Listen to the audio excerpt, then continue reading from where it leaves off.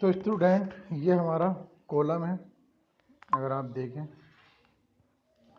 तो किसी भी कॉलम का ये एक टॉप व्यू है। तो ये हमारे पास मेन कॉलम की बार्स हैं, जो कॉलम बार्स हैं। और ये हमारे पास lateral tie bar details along this line, bar details along this line, column bar.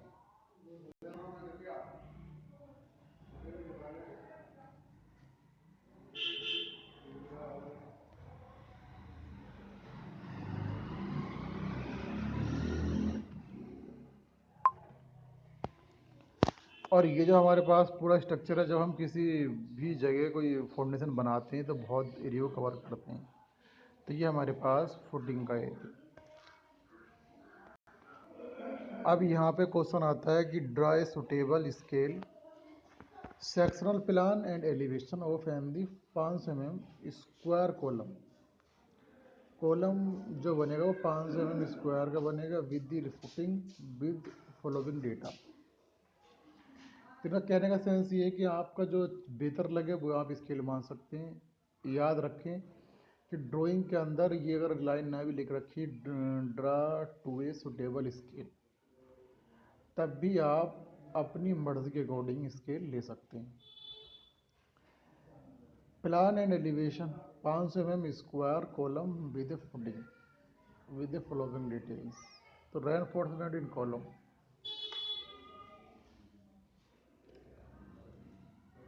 Main bar 8 से 20 mm डाया की आती है, लेनी है इसमें। जो मेन बार है 8 से 20 mm dia. Deformed bars, lateral ties 8 mm 5 at the rate 300 mm center to center build steel bar. Footing tails size 2.2 meter into 2.2 meter. Thickness of footing, thickness of footing 300 mm. Reinforcement 12 mm dia 150 mm centre to centre deformed bars depth of below GL 1 metre. Plinth level 300 mm above GL, height of ceiling above the plinth level. Also prepare the bar bending schedule.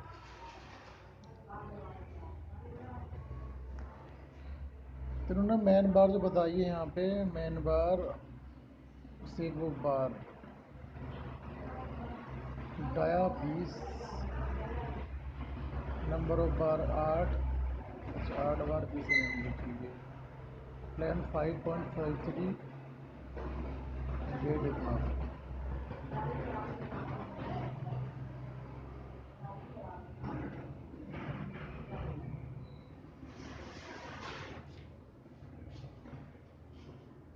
Lateral tie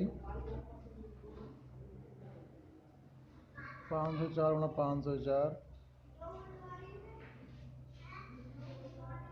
footing reinforcement, तो ये खैर आप इतना इस पर नहीं जा सकते क्योंकि ये बहुत हिसाब से हमें सॉल्व पड़ेगा। अब जैसे इसमें देखा calculation of the length of bar, column main bar vertical length निकाली इन्होंने।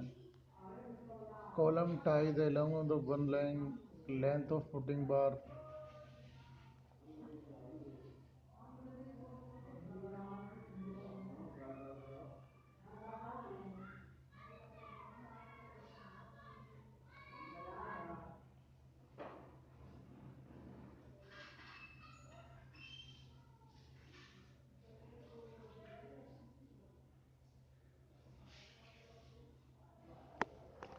अब यहाँ पे आप देखें तो सेक्शन ऑफ एलिवेशन दिखा रखा है किसी कॉलम का।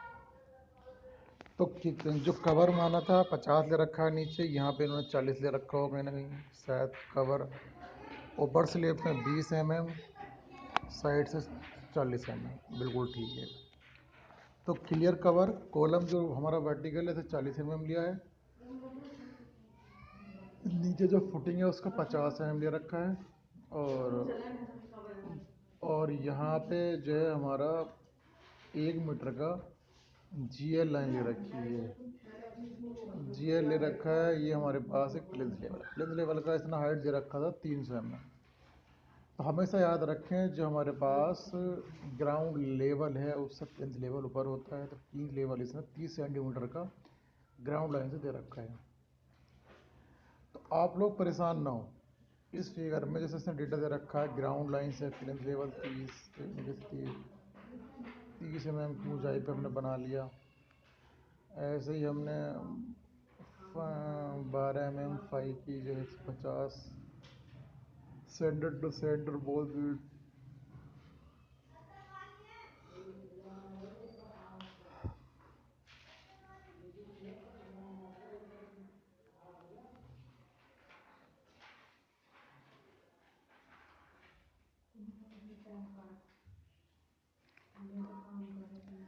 सेक्शन प्लान दिखा रखा है इसका टॉप व्यू। सेक्शन प्लान होता है कि किसी फिगर को ऊपर से देखें तो अब जब कोई कॉलम होगा तो कॉलम सिर्फ बीच में बनेगा मिड पॉइंट पे, और उसकी जो बाहर की जो फुटिंग है अब 2.2 मीटर का स्क्वायर एरिया ले रखा है इसने। 2.2 metre 2.2 metre.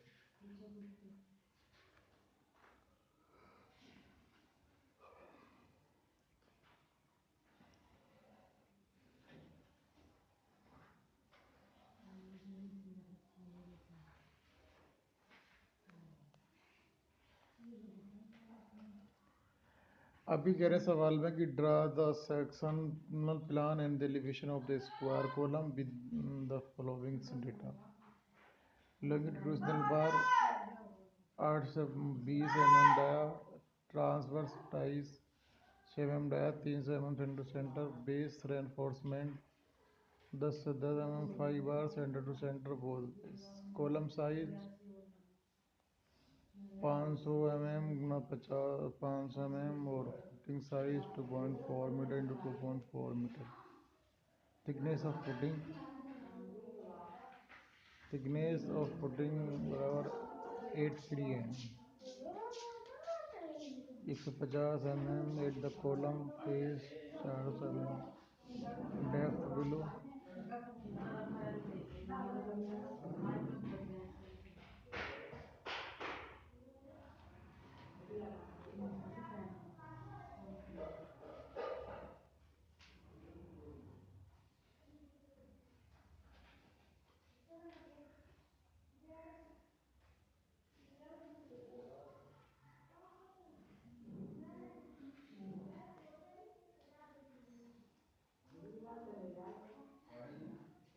Lateral ties 8 mm 5 at the rate 300 mm centre to centre double.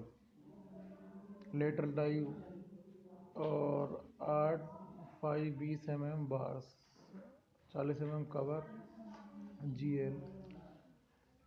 150 की हमने हाइट ली।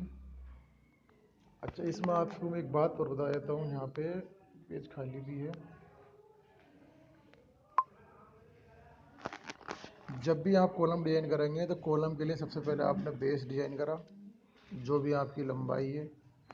बेस के बाद में हमें सबसे पहले ये हाइट मेंशन करनी है। इसके मिड पॉइंट से हमें देखना ये है खास तौर पे कि ये जो हमारे पास हाइट है कहाँ से कहाँ तक जा रही है, फिर हमें ये इससे मिलाएंगे। तो हर कॉलम में हमें यही काम करना है। जब मालूम हो कि ये वाली हाइट कितनी है, ये वाली हाइट, इस वाली हाइट को हमें करके फिर हमें कॉलम की मैनुअल हाइट पे जाना है।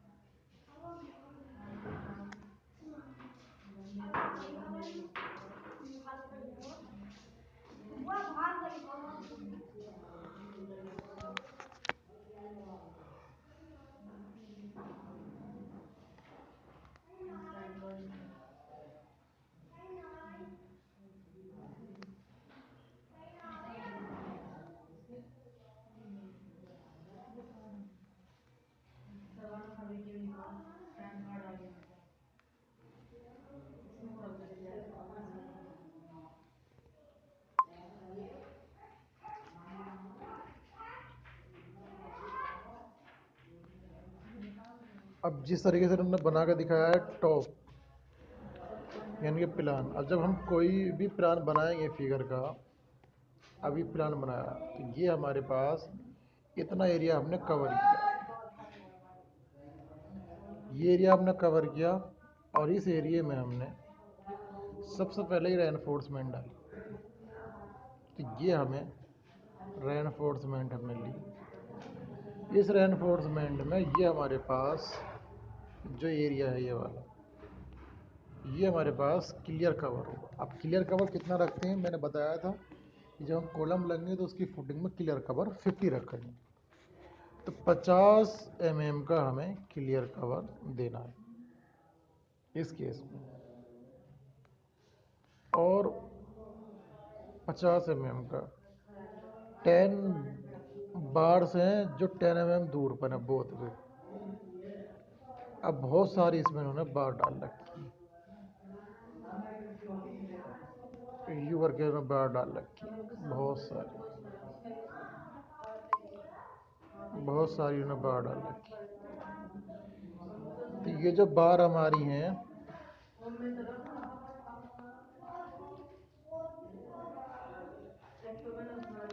ये डाली 10 mm बार बोथ वे, 10 mm बार।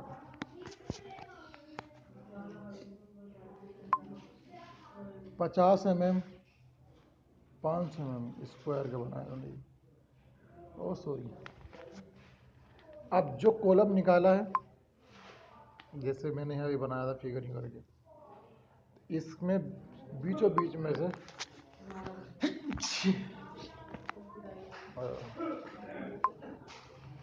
बीचों बीच में उन्होंने कॉलम निकाला है करके।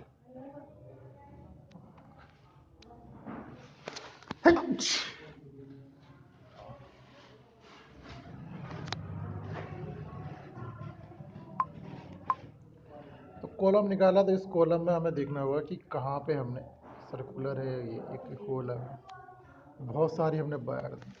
तो मेन तो इसके अंदर एक कॉलम है। दूसरी चीज़ हमारे पास क्या है,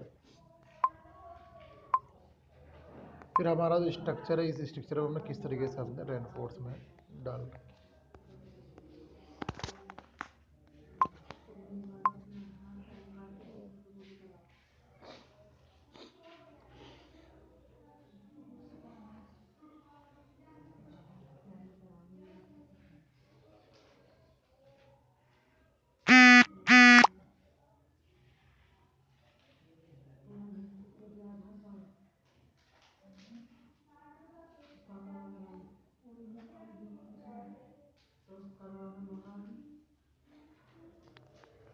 देखो यहाँ सबसे सिंपल डेटा दे रखा है इसने, ये आप समझ लें। जैसे मैंने बताया था कि जब हमने इसकी खाली स्टेट ग्राउंड लाइन ले ली, इसके बाद में कितनी 150 की हाइट है। अब ये कितनी लंबाई लेनी है हमें नहीं मालूम, बट हमें मालूम है कि 400 mm तक हमारे पास इसकी हाइट जाएगी। यानी कि जब मैंने यहाँ से लाइन ली, ये मैंने ले ली, इसके बाद में यहाँ जाना है, तो इसने बोल रखा है कि ये जो मेरे पास हाइट है वो 150 है। उसने ये भी बोल रखा कि यहाँ से यहाँ तक की जो मेरी हाइट है वो 400 है। तो सिंपल है, अब आप सिर्फ इस वाली लाइन को इससे मिला तो ये हमारे पास फुटिंग रेडी हो जाएगी। तो इसने दिखा रखा है यहाँ पे कि 400 है, और ग्राउंड लेवल नीचे की हमारे पास फाउंडेशन में ग्राउंड लेवल तक की जो हाइट है वो 100 mm, 1000 mm, यानी कि 100 सेंटीमीटर, 100 सेंटीमीटर है। तो ये हमारे पास ये 100 सेंटीमीटर है, ये हमारे पास 400 mm है, और ये हमारे पास 150 mm है। क्लियर कवर हमारे पास 50 का है, और यहाँ पे हमने 300 की दूरी पर, सवाल में क्या रखा, 300 की दूरी पर कुछ दे रखा है इसने, ट्रांसफर टाइस है, ट्रांसफर टाइस 300 की दूरी पर दे रखा है।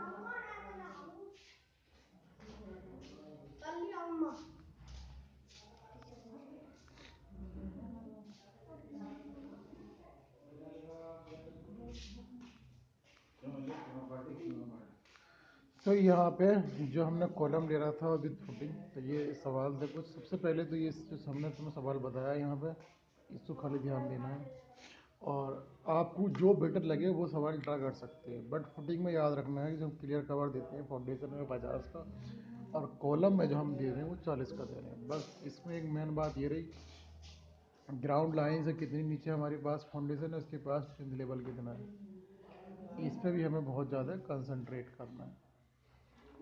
अब जैसे यहाँ डेटा दे रखा था इन्होंने, एक टेबल बनाई है types of bar, main bar. तो मेन बार का उन्होंने शेप दिखा रखा है, diameter of bar 20, number of bar 8, length of metre 4.53, weight of area 2.47, weight of the column, lateral ties, lateral ties.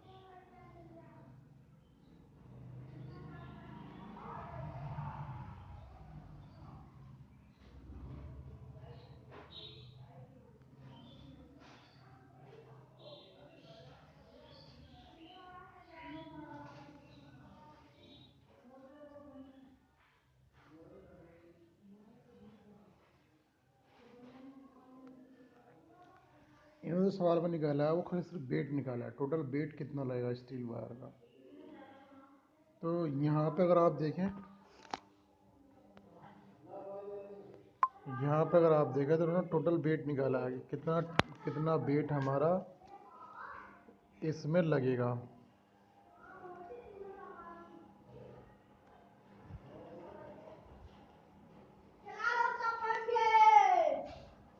Types of bar, main बार इसमें डाली है उन्होंने कि जो जो मेन बार है हमारी इतनी इतनी इतनी बार लगाएंगे, इतनी डायमीटर की है, तो इन्होंने वेट कैलकुलेट किया केजी में। फिर लेटरल टाइज इन्होंने बताया, तो लेटरल टाइज के बारे में बताया उन्होंने 10.53, फुटिंग द रेनफोर्समेंट इतना इतना, इन्होंने डायमीटर और नंबर ऑफ बार और लेंथ लगा के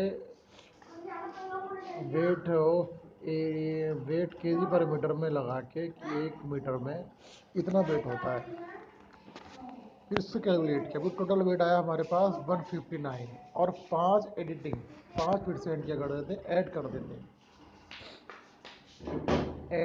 एडिंग 5%, तो 8, टोटल वेट हो गया 167।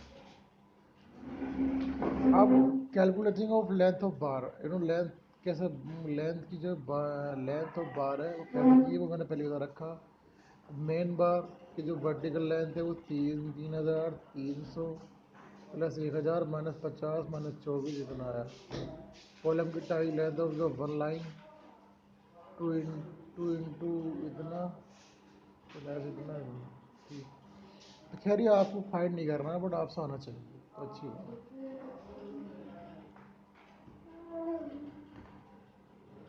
तो स्टूडेंट इसमें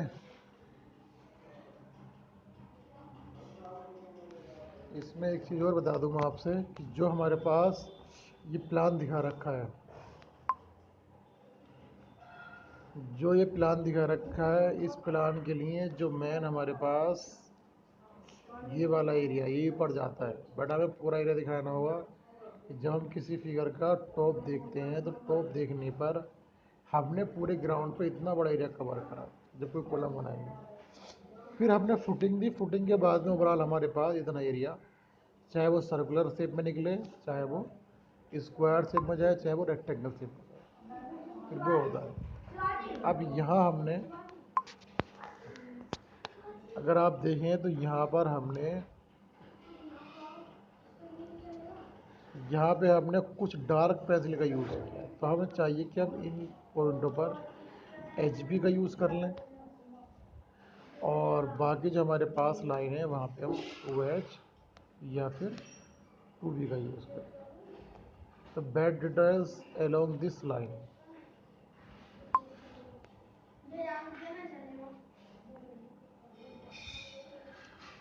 अब यहाँ पर हम जो भी डेटा हम डालेंगे